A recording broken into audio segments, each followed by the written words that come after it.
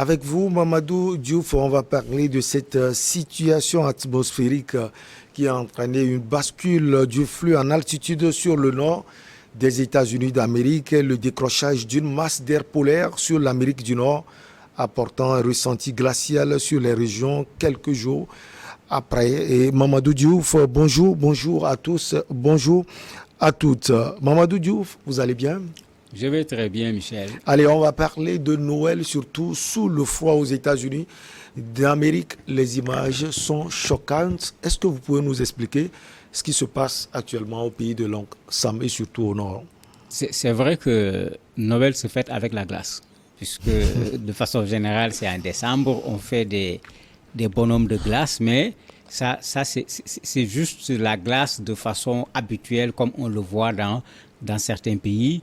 De façon générale, Noël et la glace, la neige vont ensemble. Il se trouve que cette fois-ci, Dame Nature s'est plutôt déchaînée de deux manières, avec une très grande quantité de neige par endroit, jusqu'à 3 mètres de neige qu'on a retrouvé, et également un vent glacial qui était un vent extrêmement fort. L'effet de surprise aidant, vous avez des gens qui se sont retrouvés emprisonnés dans leur voiture parce que dès que tu as 15, 20, 25 cm de neige, ta voiture ne peut plus rouler, elle glisse. Donc tu ne peux pas avancer, tu ne peux pas reculer. Il y a la neige dehors et la neige continue de tomber. Bon, ceux qui ont eu le bon réflexe ont allumé le radio pour qu'on leur indique un certain nombre de dispositions à prendre pour rester dans la voiture en attendant que les secours viennent. Mais les conditions pour les secours également étaient extrêmement difficiles. Ce qui fait qu'effectivement, au finish, on n'a pas moins de 32 morts et les autorités américaines sont extrêmement claires. La neige n'a pas été dégagée. Il y a des voitures qui ont été bloquées. Englouties. Pour le moment, il y a un certain travail pour dégager la neige et autres qui n'a pas été fait. Ils sont en train de préparer psychologiquement les populations à s'attendre à ce que le nombre de décès puisse augmenter encore, puisque depuis le départ, on publie des chiffres et malheureusement, ça augmente à chaque fois. Alors, cette situation exceptionnelle, on la voit surtout au Canada. C'est le pays des extrêmes, mais un peu rarement aux États-Unis, même si on les voit des fois. Qu'est-ce qui peut expliquer ce côté exceptionnel de la chose cette année? Depuis quelque temps, on nous parle de changement climatique. Il y a des climato-sceptiques, comme on le dit, qui pensaient que ce n'est pas vrai, c'est juste quelque chose, encore une fois, qu'on veut vendre aux gens. Mais de plus en plus, il va falloir s'interroger sur est-ce que tout ce qui est dit concernant ce phénomène de changement climatique, il ne faut pas le prendre en compte. Puisque des catastrophes naturelles, comme on les appelle, on en a toujours vu. Mais quand on regarde aujourd'hui ce qui se passe, on retrouve ces catastrophes naturelles dans des endroits où on n'avait pas l'habitude de les retrouver. Et avec un niveau extrêmement élevé. Dans d'autres endroits où on connaissait ces catastrophes également, quand ces catastrophes viennent, le niveau est de loin beaucoup plus élevé que ce qu'on avait l'habitude de voir. Et c'est de ça qu'on nous parlait en parlant de changement climatique, en demandant aux gens de revoir un certain nombre de comportements, parce que Dame Nature ne parle pas, mais généralement, quand tu lui fais quelque chose, elle ne manque pas de réagir sans prendre la parole. Et ça fait que même aux États-Unis, vous avez ces climato-sceptiques qui sont dans ce pays. Et ça fait qu'aujourd'hui, ça va recréer un autre débat pour qu'on essaye de changer de comportement si on ne veut pas rentrer en conflit avec la nature. Parce que de façon générale, quand on rentre en conflit avec la nature, c'est nous qui payons les pots cassés. Alors, un froid aussi marqué peut provoquer, on le sait, des engelures sur la peau exposée ainsi qu'une hypothermie et même la mort si l'exposition est prolongée. Mamadou, on parle du bilan sur les routes et autres, vous l'aviez dit tout à l'heure, mais également on les voit, les gens sont morts chez eux parce qu'ils sont aussi coupés de l'électricité. Tout à fait. Dans certaines zones, le thermomètre est descendu jusqu'à moins 55 degrés. Bon, si tu es à moins 55 degrés, tu n'as pas de chauffage, mais il est clair que tu es pire qu'un poisson qu'on a mis dans un congélateur dans nos pays. Nos congélateurs ne vont pas à moins 55. Alors que tout le monde voit quand on met le poisson dedans, quand on le ressort, à quoi ressemble ce poisson. Et ça fait qu'effectivement, quand il y a ce genre de phénomène, généralement, il y a la coupure d'électricité qui intervient de façon automatique ou bien qui est engendrée même par le fait que les poteaux électriques ont été emportés par les bourrasques de vent. tous ces éléments font que, effectivement, dans les domiciles, ceux qui n'avaient pas d'autres éléments leur permettant de pouvoir assurer un chauffage, bon, les gens étaient dans une situation où dans ta maison, c'était comme un congélateur. Et dehors, c'était pire.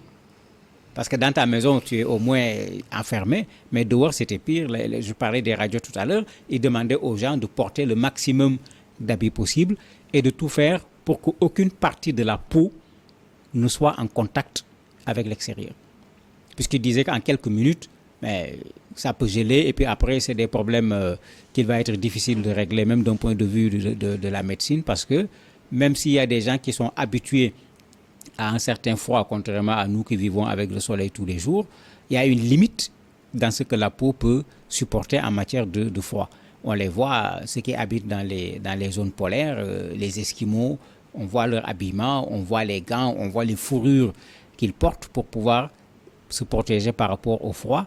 Mais c'est comme si c'est ce froid des Esquimaux qui est venu trouver des populations qui n'avaient pas l'habitude de vivre dans la glace comme les Esquimaux et qui surtout ne s'étaient pas préparés à une telle situation. Au contraire, on préparait les arbres de Noël, on préparait les guirlandes pour plutôt faire la fête, on s'apprêtait à voyager pour aller passer la fête en famille pour ceux qui n'étaient pas dans la même localité que leur famille, mais toutes ces personnes se sont retrouvées dans des difficultés, sans électricité, difficile de fêter, avec un froid extrêmement fort. On n'a pas tendance à vouloir faire la fête, mais plutôt à se blottir pour rester au chaud. Ceux qui n'ont pas pu partir, on les a vus agglutinés au niveau des aéroports, attendant un éventuel vol pour rejoindre leur famille. Alors Noël sous le froid, est-ce que les prévisions prévoient que la situation soit revue avant la fête de la nouvelle année? La situation revient petit à petit à la normale. Maintenant, quand on dit phénomène naturel, c'est un peu ça aussi. La science est véritablement avancée aujourd'hui sur ces questions, puisque on peut dire aux gens, attention, on va vers une vague de froid. Mais le problème, c'est que le plus souvent, même quand on annonce la vague de froid, quand ça arrive, ça peut être moins, comme ça peut être beaucoup plus, comme ce qui s'est passé cette fois-ci. Les gens s'attendaient à ce qu'il y ait ce froid, mais pas de la sorte. Mais en tout cas, la situation est en train de revenir à la normale. Dans certains endroits, les vols ont recommencé petit à petit, mais dans d'autres endroits, quand vous regardez les reportages, les gens sont en train de dégager encore les voitures, les voies. Et quand vous voyez les personnes soulever la neige, vous voyez la quantité de neige qui est tombée, on comprend parfaitement que cela ait pu se traduire par des difficultés de tous ordres et malheureusement des décès aussi. Alors, vous l'aviez dit, ce sont des phénomènes naturels. Ça se passe souvent au Canada, aux États-Unis d'Amérique. Est-ce qu'il y a moyen de prévenir tout ce qui arrive?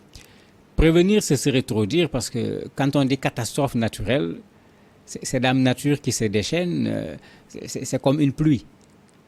On nous dit qu'il va pleuvoir, parfois on nous dit que la pluie va être forte, parfois on nous dit qu'elle va être très forte, mais la météo n'est pas en mesure de nous dire exactement de quoi il s'agit. C'est la même chose avec d'autres phénomènes naturels également que les États-Unis connaissent à travers les typhons et autres, où on te dit, attendez, il est à telle partie au niveau de l'océan, il est de niveau 3, il est de niveau 4, il a augmenté son niveau, il a diminué de niveau. On ne sait pas quoi dire exactement aux populations. Le plus souvent, la méthode la plus simple et la plus raisonnable, c'est la méthode de la prudence. On considère que ça va traverser telle ville, mais eux, ils en ont ces moyens, ils viennent et puis ils évacuent le maximum de personnes pour que s'il y a des dégâts, que les dégâts puissent être limités. Parce qu'on peut savoir que ça arrive, mais quelle est exactement l'intensité de la chose, jusqu'où ça va aller, quel risque ça apporte exactement, cette mesure est encore pas possible d'un point de vue exact. Donc c'est la mesure de la prudence qui consiste parfois à demander à des dizaines de milliers de personnes de quitter les lieux pour ne prendre aucun risque parce que, comme on le dit, c'est un phénomène naturel et comme on le dit avec la mer, on ne l'arrête pas avec ses deux mains. Alors, qui dit Amérique du Nord dit sans doute le Canada du Sud. Oui, le Canada est concerné, bien que quand on dit Canada, on dit froid, parce qu'il fait plus froid au Canada qu'aux États-Unis, puisqu'ils sont plus proches du pôle que les États-Unis. Mais même ceux-là qui étaient plus habitués, j'allais dire, à ce froid par rapport aux Américains, ont rencontré des difficultés similaires, coupures d'électricité, impossibilité de se déplacer à Ontario, au Québec, au niveau également de Montréal, de Vancouver, etc. Pour dire que, en fait, c'est pourquoi on parle de phénomène naturel. Quand ça vient, c'était une zone où on est habitué à un certain froid. Mais bien qu'on soit habitué à un certain froid, on a vu un autre froid qui, lui, maintenant, pose problème de sorte que les gens n'ont pas pu vaquer à leurs occupations comme ils le faisaient avec le froid habituel qui était leur compagnon de tous les jours. Alors, un nouvel effet de lac marqué va toutefois se mettre en place entre les lacs Erie et Ontario. Vous avez parlé de cela tout à l'heure, touchant à nouveau la région de Buffalo avec plus de 70 à 80 cm de neige attendue ce jour même. Mamadou, ça va être la dernière étape sans doute. Non, pas la dernière étape. On est dans la période du froid. Je disais que Noël, la fin de l'année, tout ça, ça se fait avec la neige. Et d'ailleurs, même la neige en fait partie. Quand il y a Noël sans la neige, c'est comme si ce n'est pas Noël dans ces espaces. Le problème, c'est la quantité. Et comme on est en face d'une nature qui est à la limite en colère contre les personnes, si on peut l'appeler ainsi, en ce moment, la neige, elle est présente. Elle fait partie en principe de la fête. Mais la quantité fait que finalement, la neige risque d'empêcher la fête que les gens s'attendent à faire. Ça a été déjà le cas avec les réveillons dans un certain nombre de zones. Espérons que ça ne sera pas le cas pour la fête de fin d'année. Mais comme je l'ai dit, c'est Dame Nature. On a des instruments de mesure, on a des possibilités de prévision, mais nous avons encore des limites quand elles se déchaînent. Dans tous les cas, vous l'aviez dit, la fête de Noël a été gâchée au nord surtout des États-Unis d'Amérique et vous l'aviez précisé, les voyages sont annulés, les gens n'ont pas pu fêter avec leurs proches. Oui, c'est le plus dur. C'est le plus dur. Imaginez quelqu'un qui est à l'aéroport, qui ne travaille pas dans la même zone où se trouve son épouse, ses enfants, qui a acheté ses cadeaux, qui a emballé, qui prend sa valise, qui vient à l'aéroport, puisque quand on les montrait, on annule le vol, on reporte. Bon, finalement, Noël se fera comment?